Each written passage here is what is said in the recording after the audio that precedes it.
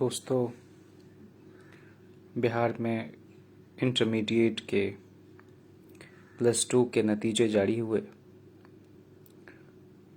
और एक बहुत दुखद खबर मेरे ज़िले खगड़िया से मिल रही है कि अपेक्षा के अनुरूप नतीजे नहीं आने के चलते निम्न मध्य परिवार जो वहाँ का एक है, उससे ताल्लुक़ रखने वाले नीतीश ने खुदकुशी कर ली है। और हर साल ऐसे कुछ न कुछ दुखद समाचार हमें मिलते हैं। आखिर क्यों कोई बच्चा सारी उम्मीद छोड़ देता है?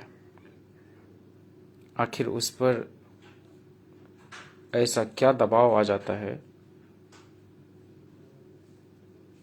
कि रिज़ल्ट के 1-2 दिन पहले वो बहुत प्रेशर में होता है, डरा सहमा-सा रहता है कि कहीं अच्छे रिज़ल्ट नहीं आएंगे तो ना जाने क्या होगा।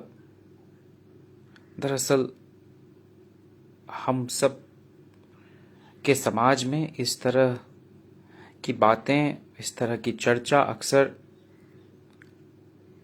आपस में बैठकर होती रहती है कि अमुक का बेटा तो आईआईटी में चला गया, फलां का बेटा तो एम्स में दाखिला पा लिया, वगैरह वगैरह। उनके घर में देखो 2 आईएएस है।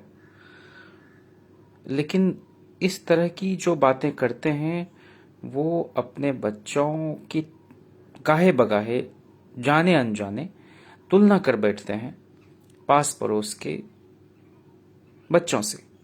और किसी भी बच्चे को यह अच्छा नहीं लगता है कि उसका कंपैरिजन किसी और से किया जाए। सबकी अपनी यात्रा है, हर कोई अपने हिसाब से पढ़ता लिखता है, सबकी दिलचस्पी भी अलग अलग है।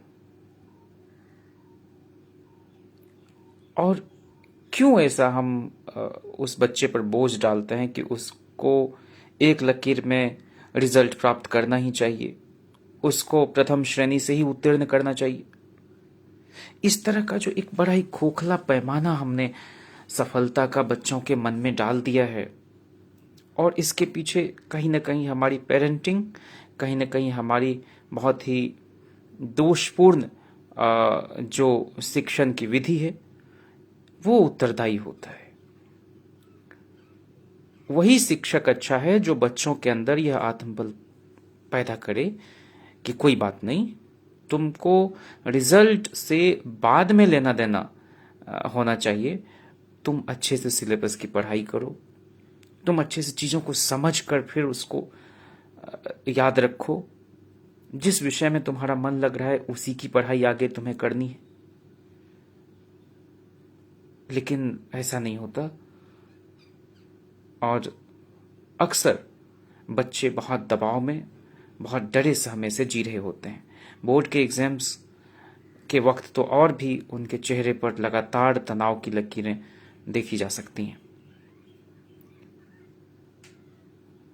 ये बहुत ही दुखद है और जो भी शिक्षाविद हैं इस देश के, वे लगातार इस पर मानस मंथन करते रहे हैं। कैसे बस्तों का बोझ हल्का हो, कैसे हम ग्रेडिंग सिस्टम लाएं, कैसे ये फर्स्ट डिवीज़न सेकेंड डिवीज़न वाला जो सिस्टम है उसको हम थोड़ा ख़त्म करें। मूलतः चीज़ों को सीखने समझने में दिलचस्पी बच्चे की हो सके और रिजल्ट का कोई प्रेशर नहीं रहे। एक ऐसी व्यवस्था हमारे देश में अगर बन सके स्कूली एजुकेशन में, तभी हम इस तरह के प्रतिभा प्रसूनों को असमय कोई इस तरह का एक्सट्रीम स्टेप उठाने से बचा पाएंगे। मुझे याद है कि जिस वक्त मैं 10th में था, 2003 वगैरह की बात है, 3-4 में शायद परीक्षा हुई। परीक्षा के समय जितनी वहाँ पर अफरा तफरी होती थी सेंटर्स पर, और हर बच्चे के जो गार्डियन होते थे वो वहाँ चिट्ठा पुर्जा पहुंचाने के लिए लगे हुए रहते थे, और सबको यही लगता था कि उसका बेटा बेटी फर्स्ट आ जाए मैट्रिक की परीक्षा में। ये जो होड़ है, ये कितनी उन्मादपूर्ण होड़ है कि मतलब आप ही के बच्चे क्यों फर्स्ट आ जाएं, बाकी जो 500-600 बच्चे पढ़ रहे हैं तो फिर वो गए गुजरे, कोई एक ही ना उसमें से टॉप करेगा उस पूरे स्कूल में, तो बाकी लोग क्या कम प्रतिभावान हैं?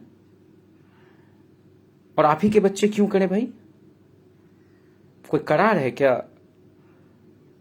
और जब मैंने देखा कि एक तो हैंड राइटिंग मेरी खराब थी, उसको लेकर बहुत उलाहना और ताना, और आज उस हैंड राइटिंग का कोई मतलब है? सब कुछ लोग लैपटॉप पर टाइप करते हैं। अगर कोई पेपर कॉम्पिटिटिव एग्जाम्स के नहीं देने हों ऑफलाइन, तो हैंड राइटिंग अच्छी हो कि बुरी हो क्या फर्क पड़ता है? मतलब पढ़ाई लिखाई में, समझदारी में भी तुम बहुत तेज रहो, आगे रहो, और हैंड राइटिंग भी बहुत अच्छी बने, और नहीं बने तो आपको एकदम नाकारा निकम्मा साबित करने के लिए आपके अंदर एक हीन भावना बिठा देने की में कोई कमी नहीं छोड़ते हैं आपके घर के लोग। और यह भी कि सारे विषयों में आपके बच्चे बहुत अच्छा कर जाएं। मतलब जो जो इच्छाएं आपकी पूरी नहीं हो सकी आपके विद्यार्थी जीवन में, आप चाहते हैं कि उस बच्चे को एकदम तनाव में झोंक के उससे हम सफलता, उसके जरिए उसकी सफलता में हम अपनी अपूर्ण इच्छा की पूर्ति करते हुए देखना चाहते हैं। कितनी निकृष्ट बात है और कितनी अमानवीय सोच है। गांव के मेले में कभी जो फुटबॉल मैच होता था मेरे ननिहाल में, मुझे अच्छा लगता था कि मैं उसको देखूं। साल में एक बार आता था और वो मैच चल रहा है, पूरे रोमांचक मोड़ पर है, और वहीं से उधर से पिताजी आते थे और उठा के लेके चल देते थे। कोई नाटक खेला जा रहा है छठ के समय में गांव में, उनकी पूरी कोशिश होती थी कि मैं सो जाऊं किसी तरह से। अच्छा, देर से शुरू होगा नाटक, अभी तो बहुत टाइम है, और तब तक नींद आ जाती थी। मतलब मनोरंजन के किसी भी साधन में आपको जुड़ने की इजाजत नहीं देते थे। अब सोचिए कि कितने एक तरह से निर्दयी और क्रूर पेरेंटिंग इसको आप कहेंगे। साइकिल चलाने में आनंद आता है, लेकिन साइकिल नहीं चलाने दिया जाएगा, आप गिर जाएंगे। आपको संस्कृत पढ़ने में अच्छा लगता है, लेकिन संस्कृत ना पढ़ो क्योंकि इसमें नौकरी नहीं है। आपको आर्ट्स पढ़ने का मन है, लेकिन आपको साइंस ही पढ़ना है, साइंस में भी बायो के साथ साथ मैथमेटिक्स भी एक एक्स्ट्रा पेपर आपको रखना है। मतलब दुनिया भर की काबिलियत आप ही के बच्चे में समा जाए, उस बच्चे की जान ही लेंगे आप ना। जब एक पढ़े लिखे घर में पैदा होने के बावजूद, एक पढ़े लिखे माँ बाप के घर में जन्म लेने के बाद मेरी ये दुर्दशा हो गई, लगातार तनाव, लगातार दबाव में बच्चे को डालने से एक जरा हिचक नहीं। अरे भाई, वो आईएएस बन के क्या कर लेगा भाई? वो डॉक्टर बन के क्या कर लेगा? उसकी अपनी भी कोई खुशी होगी कि नहीं? उसकी रूह की कोई खुराक होगी कि नहीं? उस बच्चे को कभी भय से मुक्त होने देंगे आप कि नहीं? उस बच्चे को प्रकृति के बीच रहने देंगे कि नहीं? क्रिकेट खेलने में थोड़ा अच्छा लगता था, वह भी खेलने नहीं देते थे। जब लगता था पिताजी के आने का समय हो गया, डर से तो मेरी हालत खराब हो जाती थी कि उनके सामने किताब लेकर बैठे हुए रहना ही हैराना है।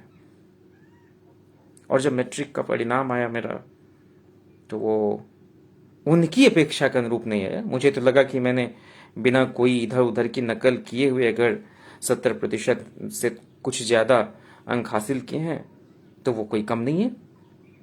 और उसमें भी बोर्ड, जो बिहार स्कूल का बोर्ड होता था सेकेंडरी स्कूल का, उसकी अलग दिक्कतें।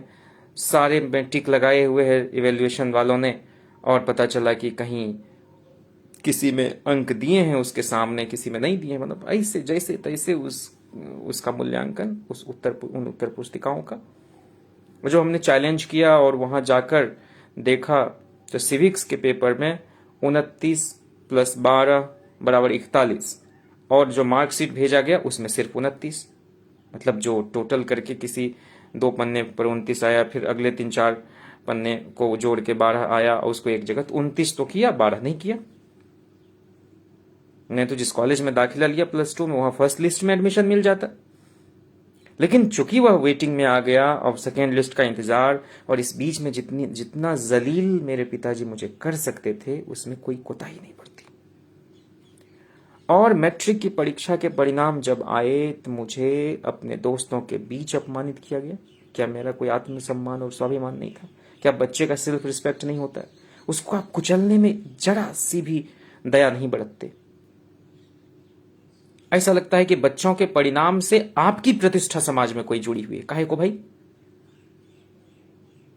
और 1-2 घर की बात नहीं है, आप उत्तर प्रदेश में भी लगभग यही हाल होगा, या दूसरे इलाके में। और जो मेरे स्कूल के टीचर वगैरह भी थे, उनका भी रवैया और नजरिया मेरे प्रति बदल गया, जैसे मैंने कोई गुनाह किया हो। 70% अंक लाकर आपने कोई बहुत बड़ा अपराध कर दिया हो उनकी नजर में, क्योंकि वो तो चाहते थे कि आप टॉप करें। और मेरा ख्याल था कि टॉप तो कोई एक ही करेगा, और मेरे दोस्तों में से ही कोई होगा। और अगर उसके टॉप करने से मैं खुश नहीं हूं तो मैं कोई अच्छा आदमी नहीं हूं। और अगर मैं खुश नहीं हूं तो मेरे टॉप कर जाने से उसको क्यों खुश होना चाहिए भाई? उससे इस उदारता की उम्मीद क्यों करनी चाहिए? तो ये बात माता पिता को समझ में नहीं आती। बगल के गांव में किसी ने आईआईटी का एंट्रेंस टेस्ट पास किया, ये देखो फला बाबू का बेटा आईआईटी में कंपीट कर गया। बाद में पता चला कैसे किया भाई, इधर उधर क्वेश्चन करके किया, जैसे भी किया। तो मैंने कहा अभी तो मैं 7th में पढ़ता हूं, आईआईटी की परीक्षा +2 में जाने के बाद होती है, तो ये बात मुझे क्यों सुनाई जा रही है?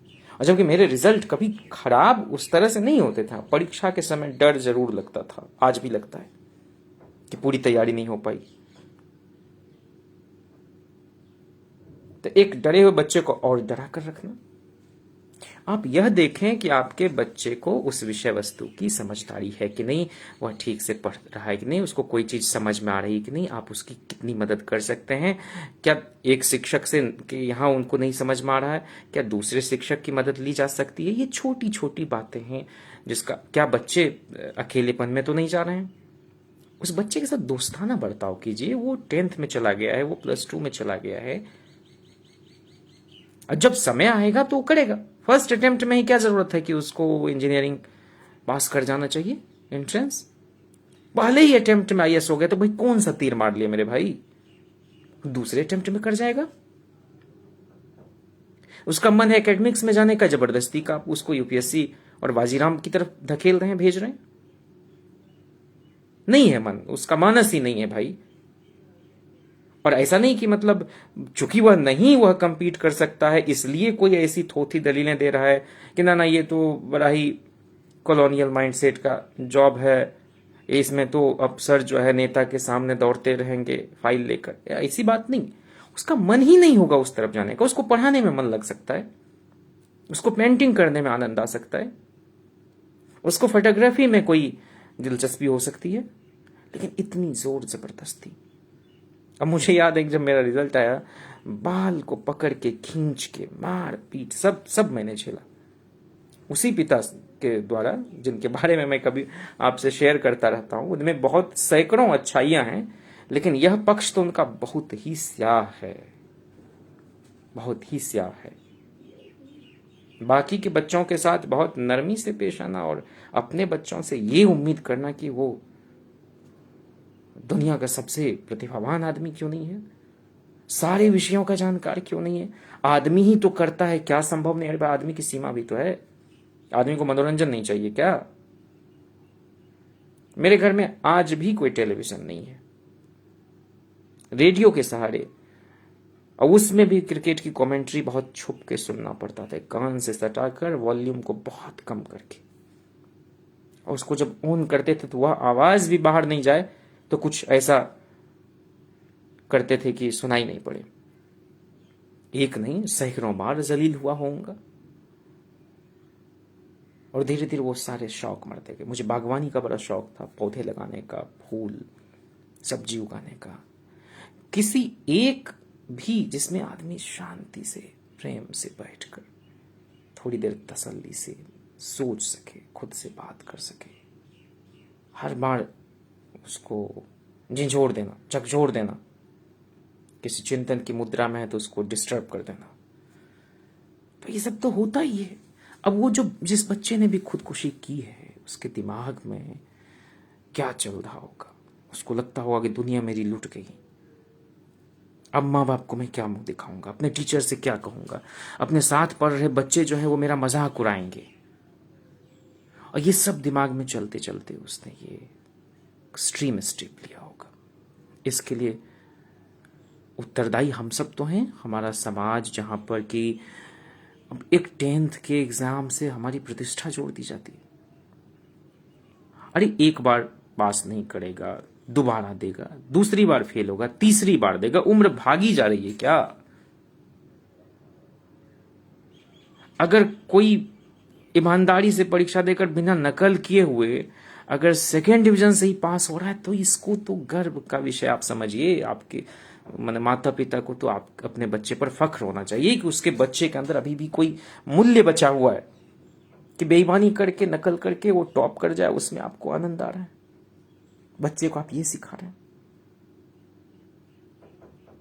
खैर यहां तो माता पिता का भी दोष नहीं, उस पूरे सिस्टम में कहीं कुछ बहुत ज्यादा गड़बड़ है। हमें उस जहनियत को बदलने के लिए धीरे धीरे उस माँ बाप से बात करनी चाहिए, समाज के अंदर बच्चों से लगातार संवाद करना चाहिए कि तुम्हारा जो ये अंक पत्र है, तुम्हारी जो परीक्षा के परिणाम है, उससे तुम्हारा मुस्तकबिल तय नहीं होने वाला है। वो बस एक स्टेप है। अच्छे कॉलेज में दाखिला नहीं मिल, कोई बात नहीं, किसी भी कॉलेज में होगा। पिताजी मुझे कहते थे, कहाँ तो मैं सोचता था, सपने देखता था कि मेरा बेटा साइंस कॉलेज में पढ़ेगा, कहाँ तो इसका एडमिशन अब कोसी कॉलेज खगड़िया में नहीं होने वाला है। और मुझे यह लगता था, क्योंकि मुझे सेल्फ स्टडी में मैं डूब जाता था, खुद से नोट्स बनाता था, 3-4-5 किताबें सामने रखकर जिसमें सबसे बेहतर है, सबको थोड़ा सा एसिमिलेट करके उससे कुछ बेहतर निकल सके, समझता था खुद से। कई बार ट्यूटर की भी जरूरत नहीं पड़ती थी, स्कूल की भी क्लासेज कई बार बंक कर देता था जब अगर मैं खुद से पढ़ने में मन लग रहा है तो। मुझे यह लगता था क्या फर्क, क्या साइंस कॉलेज, क्या टीएनबी कॉलेज, क्या कोसी कॉलेज, पढ़ना तो मुझे है ना भाई, कि नहीं वहां अच्छा माहौल मिलेगा, एक से एक पढ़ के रिनोन्ड प्रोफेसर होंगे। लेकिन बच्चा डिप्रेशन में चला जाए तो फिर क्या हासिल हो जाएगा आपको? बहुत मैं समझता हूं कि मैं जीवन में किस मकाम पर पहुंचूंगा, कहां लुढ़कूंगा, कहां गिरूंगा, मुझे नहीं मालूम है। देखिए किस समत जाकर किस जगह गिरता हूं मैं, आंधियों के दोष पर उड़ता हुआ पत्ता हूं मैं। लेकिन मुझे इस बात का बहुत संतोष है कि मैंने साइंस पढ़ना, जो जबरन पढ़ाया जा रहा था, उस घुटन भरी दुनिया से बाहर निकलकर मैंने साहित्य की दुनिया में थोड़ा सा वक्त बिताया, ग्रेजुएशन कर लिया लिटरेचर में। फिर उसके बाद ठीक है, मैं इंग्लिश में एमए करने के लिए आया था, सिलेक्शन भी हुआ, सही डिसीजन नहीं ले पाने के चलते मैं आईएमसी छोड़कर नहीं गया सेंट स्टीवेंस। बाकी और कहानी और है। अगर मैंने इंग्लिश लिटरेचर में कंटिन्यू किया होता तो मैं पिछली दफे ही जो बिहार में बहाली हुई उसमें असिस्टेंट प्रोफेसर बन जाता। 3 बार बीएचयू में हुआ, लेकिन कुछ चीजें नहीं होनी थी तो नहीं हुई, अब उसका क्या रोना रोना है। इसलिए मैं समझता हूं कि अपनी औपचारिक पढ़ाई पूरी करने के बाद मैंने तय किया है कि उन सुदूर देहात के इलाके में मुझे जाना है, और इसको मैं ज़रूरी कर्तव्य समझता हूं कि वहां पेरेंट्स से बात करूंगा। उनकी काउंसलिंग की बहुत ज़रूरत है, उन टीचर्स से, उन कोचिंग संस्थान के निदेशकों से, कि हो सके तो बच्चों को यह समझाइए, बच्चों के अंदर इस बात का भरोसा कायम कीजिए कि उनके 10th के या +2 के रिजल्ट से ही उनके पूरे जीवन का लेखा जोखा तय नहीं होने वाला है। वो अपने विषय को अच्छे से चाव से पढ़ें, समझदारी उनकी विकसित हो सके। दुनिया बहुत बड़ी है, बहुत एवेन्यूज हैं, बहुत रास्ते इंतजार कर रहे हैं उनका। 2nd डिविजन पास होना कोई बात नहीं, 3rd डिविजन पास हो कोई बात नहीं, लेकिन उनके अंदर उनका सेल्फ रिस्पेक्ट आप बचे रहने दीजिए, उसको मत कुचलिए, उसके अंदर के आत्मविश्वास को मत डिगाइए। वो बहुत कुछ कर सकता है, बहुत बड़ा कर सकता है। ये भरोसा ही है जो हमें कहीं भी पहुंचा देती है। लेकिन आप लगातार उसकी तौहीन करेंगे, उसको अपमानित करेंगे, उस बच्चे को मारेंगे पीटेंगे कि रिजल्ट अच्छा क्यों नहीं। हो सकता है नहीं, उस बार मन नहीं था, अनमनापन था, नहीं पढ़ पाया होगा, नहीं अच्छा हुआ, मन नहीं लग रहा था। ये क्या ये जरूरी है कि एक साल में उसी साल अच्छा रिजल्ट देना ही देना है, नहीं तो दुनिया खत्म हो जाएगी। इस तरह के नैराश्य से ही तो आदमी आत्महत्या करता होगा। और अब मैं कभी कभी सोचता हूं, पीछे मुड़ के देखता हूं, तो जितना अपमानित मैं अपने पिता के द्वारा हुआ, जितना प्रताड़ित मैं उनके द्वारा हुआ, और एक बच्चों की हंसी खुशी भरी दुनिया जिसमें रिक्रिएशन के लिए भी स्पेस होना चाहिए, उसको कदम कदम पर कर्टेल किया गया। मिसाल तौर पर मैं लड़कियों से बात नहीं कर सकता था। मैंने विचित्र किस्म की परवरिश हुई है मेरी भी। लड़कियों से बात कर रहा है तो उसके अंदर चारित्रिक दोष आ जाएगा, इसलिए उसको घर की चार दीवारियों में कैद रहना चाहिए। कितना फॉल्टी हम लोगों की अपब्रिंगिंग हुई है। तो उन्होंने कोई कोर कसर नहीं छोड़ी थी। मेरे जैसे लड़के को तो बहुत पहले जिस तरह का माहौल उन्होंने बना के रखा था, उसमें तो कोई नाजुक मिजाज का आदमी होता तो सुसाइड कमिट कर चुका होता। इसलिए एक पढ़े लिखे घर में जब इतना डिप्रेसिंग एटमॉस्फेयर हो सकता है, तो फिर जो भी किसान कामगार परिवार के बच्चे हैं, वहाँ उनके माता पिता नहीं, उनको, मुझे नहीं लगता कि वो इस तरह का दबाव बनाते होंगे कि तुमको टॉप करना है, फर्स्ट डिवीजन से पास कर जाएगा तो माँ बाप खुश हो जाएंगे। लेकिन यह बात भी बच्चे के अंदर क्यों आई? उनकी तुलना होगी गांव समाज में, देखो फला का बेटा तो इतने नंबर लाया है, तुमने पढ़ा नहीं, तुमने फकैती की है, हाकी मारी है। उस टॉर्चर से बचने के लिए उसके टीचर ना उसको कहीं जलील करना शुरू कर दें, उसके रिश्तेदार के यहाँ कहीं उसके कजन से उसकी तुलना ना होने लगे, जो और भी लोग परीक्षा दिए होंगे इस बार इम्तहान, उससे बचने के लिए उसने ये कदम उठा लिया।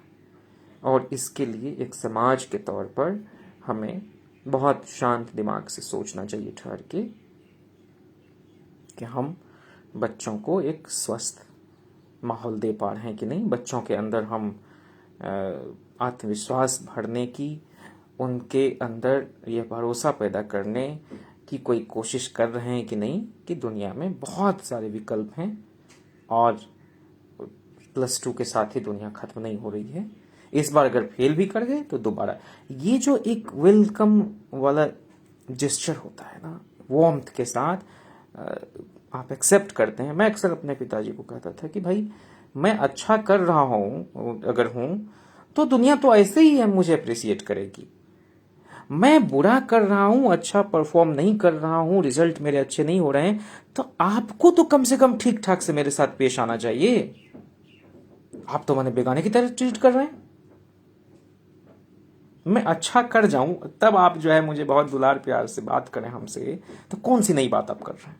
इसका मतलब मुझसे आपको लगाव नहीं है, मेरे उस सो कॉल्ड सक्सेस से लगाव है, जिस सक्सेस के कोई मानी नहीं है, कोई मतलब नहीं उसका। आखिरकार आप कहां पहुंचते हैं वही काउंट होता है। और ये सब कुछ तो जर्नी है, ये प्रोसेस है, एंजॉय द प्रोसेस। गिरेंगे, लुढ़केंगे, उठेंगे, लेकिन पुराने जमाने की सोच, पीट पीट के ठोक ठोक के ही बच्चे को पढ़ाया जाएगा। उसको जलील करोगे तो उसके अंदर, वो बोलते थे कि तो मैं इसलिए बोलता हूं तुम्हारे अंदर कोई असर पड़े। अरे असर नहीं पड़ता, उसका उल्टा असर पड़ता है। हम निराशा में चले जाते हैं। अरे अच्छे से बात करें आप, मैंने खलील जिब्रान की जो एक पोएम है ऑन चिल्ड्रन, क्या कहते हैं? Your children are not your children, they come through you but not from you, they are the sons and daughters of life's longing itself. आप उन पर अपनी इच्छाएं नहीं थोप सकते, अपनी अमूर्त इच्छाओं की पूर्ति का जरिया नहीं बना सकते अपने बच्चे को। लेकिन ये बात कौन समझाए? उस माँ बाप को, उस टीचर को। इसलिए मुझे आज बहुत दुख है और एक एक बहुत इनोसेंट बच्चा चला गया, एक लोअर मिडिल क्लास फैमिली का, ये इंटर के रिजल्ट के चलते। अगर वो होता तो, और उसके घर का माहौल, उसके स्कूल का माहौल अगर इस तरह का होता, कोई बात नहीं बेटा, अगली बार तुम फिर से कर लेना, हम लोग पढ़ाएंगे तुमको, अच्छे से पढ़ाएंगे,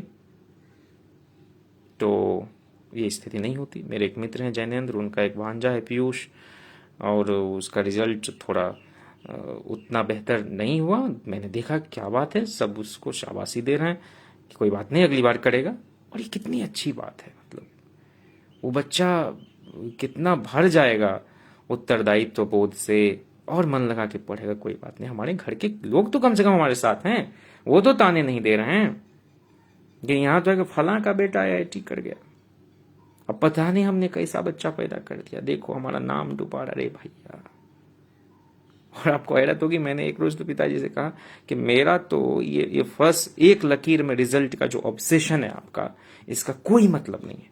ये और बात है कि 10th से लेकर PG तक, बल्कि MPhil तक, एक लकीर मतलब 60% से ज्यादा मार्क्स आ गए मुझे, लेकिन मैं कितने घुटन में, कितने दबाव में मैंने जिंदगी गुजारी है, इसका अंदाजा तो बहुत कम लोगों को होगा। कितनी चीजों से मैं वंचित रहा, कितनी बेबाकियां, कितनी गुस्ताखियां करने की इच्छाओं का दमन किया मैंने, और रात दिन उसी में घुसा रहा, उसी दुनिया में। उससे इतर कुछ करता था तो गिल्ट होता था, लगता था कि कोई देख रहा है टाइप से। तो बच्चे को एबनॉर्मल आप मत बनाइए, उस बच्चे को उनकी जिंदगी जीने दीजिए। वो कुछ गलतियां भी करेंगे, कुछ शरारतें भी करेंगे, उसको मतलब वक्त से पहले बच्चे बुजुर्ग ना हो जाए, इस बात का आप ख्याल रखें, कोई अच्छी बात नहीं है।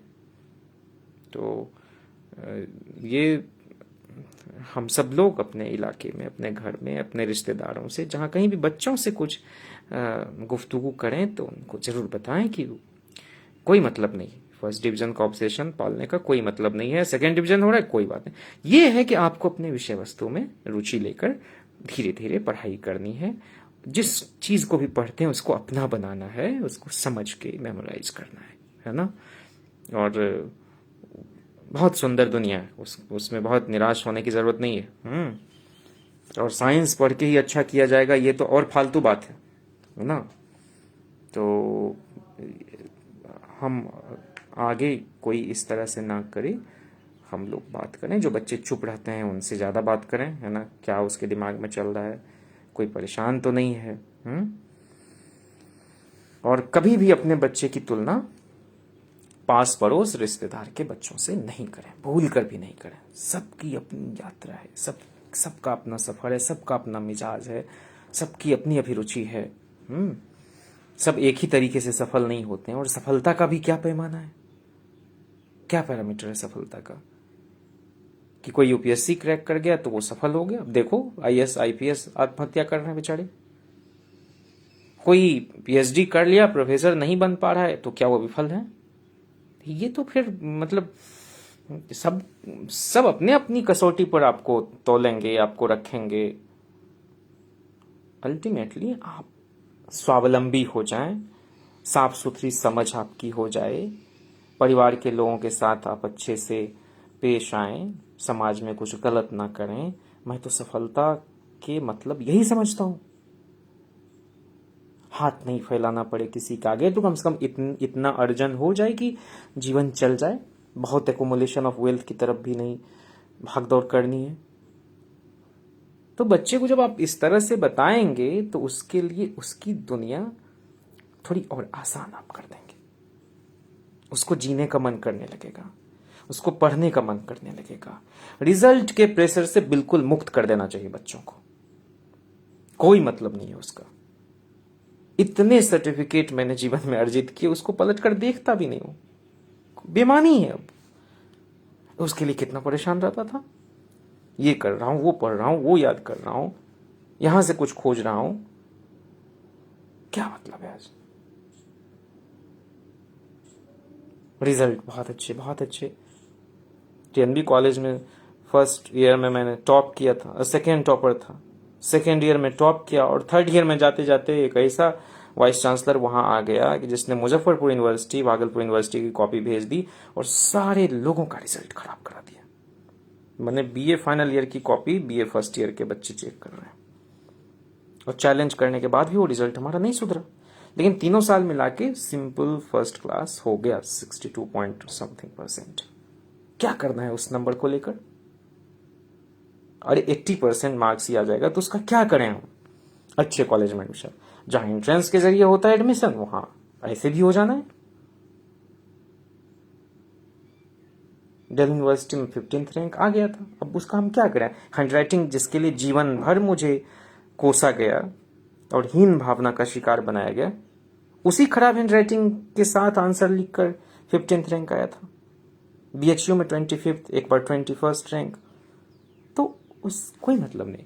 किसी एक पक्ष में कमजोर है आपका बच्चा, दूसरा पहलू उसका हो सकता है बहुत मजबूत हो, और सारे पहलू उसके मजबूत हों, तो ऐसा तो आपने कौन बड़का नेक काम कर दिया है कि सारा गुणों की खान जो है वो आपके ही बच्चे हो जाए। मतलब नहीं लगता है आपको कि बहुत ज्यादा बेशर्म बन रहे हैं आप? मैं तो अक्सर कहता था अपने पेरेंट्स से कि कोई आस पड़ोस का बच्चा अच्छा किया है, जाकर मिठाई उसके घर पर लेकर जाइए, उसको खिलाइए, बच्चे भी खुश होंगे, उसके माता पिता खुश होंगे। उस बच्चे से मेरी तुलना करके मेरा जीवन तबाह मत कीजिए आप। मुझे जब जो करना होगा कर लूंगा। और आपको हैरत होगी कि बच्चों पर इतना कम भरोसा हमारे समाज के माँ बाप का होता है कि जब 5th क्लास में मैं प्राइमरी स्कूल जो गांव का था उससे निकल कर मैं चला गया था मिडिल स्कूल में, वहां जब मैंने टॉप किया, मतलब एक रोल नंबर जो होता था उस वक्त का सिस्टम आज भी होगा, तो मैंने आकर बहुत, मुझे आज भी याद है 98 की बात है, बहुत निर्लिप्त भाव से मैंने कहा कि मेरा रोल नंबर जो है वो 1 हो जाएगा 6th में। बोले ना झूठ बोल रहे हो तुम कैसे फर्स्ट कर जाओगे? उसी समय छाता लेकर 4 बजे दोपहर मतलब धूप में चले गए वो ब्लॉक हेडक्वार्टर। वहां जाके उस हेडमास्टर से पूछा, वहां के टीचर्स पूछा, उन्होंने कहा हाँ आपका बेटा फर्स्ट किया है। तब जाकर भरोसा हुआ। तो मुझ पर, मेरी प्रतिभा पर, मेरी मेहनत पर, मेरी लगन पर ना मेरे घर में मेरे माँ बाप को भरोसा हुआ कभी, और न बाद में कहीं और जिस क्षेत्र में हूं वहां लगता है कि इसको कुछ आता जाता भी है या किसी काम का भी है। तो अब इसलिए मुझे सर्टिफिकेट भी किसी से चाहिए नहीं होता है। जो जिसको सोचना है सोचे, मुझे जब जो करना होगा कर लूंगा, है ना। तो ये ऐसा कुछ सिलसिला मेरे साथ चलता रहा है। तो मैं यही अपने छोटे भाइयों बहनों से, दोस्तों से कहूँगा कि आप मार्क्स को लेकर कोई बहुत ज़्यादा जो है ना, बहुत अनुराग अपने मन में और बहुत मोह ना पालें। मार्क्स आते जाते रहते हैं, आपकी समझदारी विकसित हो सके। और कभी भी जीवन से निराश नहीं होने का है, कभी भी जीवन से हार नहीं मानने का है। जीवन बहुत खूबसूरत है, दुनिया बहुत सुंदर है, बहुतों से आपको स्नेह लेना है, बहुतों को प्यार देना है, बहुत अच्छे अच्छे दोस्त जीवन में आएंगे, ना रिश्ते से कभी निराश होना है। किसी एक के साथ आपकी अच्छी दोस्ती थी, पता चला वहां पर कोई मतांतर हो गया और आपके संबंध विच्छेद हो गए, अब एकदम निराशा में चले जा रहे हैं कि हम तो फेल हो गए इस रिलेशनशिप। ना ना, बिल्कुल नहीं, बिल्कुल नहीं। बहुत अच्छे रिश्ते आपका इंतजार कर रहे होंगे, इसलिए आत्महत्या करने का कोई मतलब नहीं। मेरे ग्रेजुएशन में एक नॉवेल हम लोगों को पढ़ाते थे दत्ता साहब, the old man and the sea, Ernest Hemingway. बहुत पतला सा नॉवेल है, उसको 52 या 54 टाइम्स रिवाइज किया अर्नेस्ट हेमिंग्वे ने, और उसके लिए उनको नोबेल मिला। और उसका एक सेंटेंस है, a man can be destroyed but not defeated. आदमी को तबाह किया जा सकता है, शिकस्त नहीं दी जा सकती, मात नहीं दी जा सकती, उसको हराया नहीं जा सकता। इसलिए आपके इरादे मजबूत हों, बुलंद हों, और मैं सबसे कहता हूं कि धीरे धीरे पढ़ते पढ़ते आ जाता है। 1-2 साल अगर कायदे से मेहनत कर दी जाए सब ठीक हो जाता है। बेकार का प्रेशर है, कोई मतलब नहीं है। मन लग जाए, और मन तब लगता है जब घर का बाहर का माहौल ठीक रहता है। वो एक पढ़ाई लिखाई तो एक वातावरण की मांग करती है, एक परिवेश बेहतर हो, और वैसा परिवेश हमारे स्कूल दे सकें बच्चों को, हमारे घर के लोग दे सकें, ये ज़रूरी है।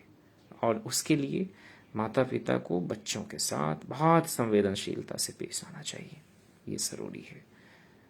मुझे बहुत दुख है उस परिवार के लिए, और वो बच्चा अगर फेल भी कर गया होता और आज वो हमारे बीच होता तो अच्छा कर सकता था आगे, है ना, उसमें कोई दो मत नहीं है। कोई भी जन्मजात प्रतिभावान नहीं होता है, मेहनत करने से चीज़ें ठीक हो जाती हैं। और कोई एक मोटिवेट करने वाला हो, कोई गाइड करने वाला हो, कोई बताने वाला हो तुम बहुत अच्छा कर सकते हो, तो आदमी निराश भी नहीं होगा। तो जीवन से न कभी निराश होना है, न दुनिया से निराश होना है, न रिश्तों से निराश होना है, हमेशा चलते चलना है। और मैं अपनी पढ़ाई लिखाई थोड़ी पूरी कर लूँ, मैं गांव देहात के इलाकों में उन बच्चों से ज़रूर इंटरेक्ट करने जाऊंगा। आज भी जब कभी मौका मिलता है, बिहार जाना होता है, तो आसपास के स्कूल में जाने से खुद को नहीं रोक पाता, उन बच्चों से गुफ्तगू करता हूँ और उनसे कहता हूँ कि कभी भी रिजल्ट को लेकर परेशान नहीं होना है ना। तो आप सभी दोस्त जो जुड़े हुए हैं, वो सब भी अपनी इस बहुत ज़रूरी जिम्मेदारी को समझें कि बच्चों की तुलना नहीं करें किसी से।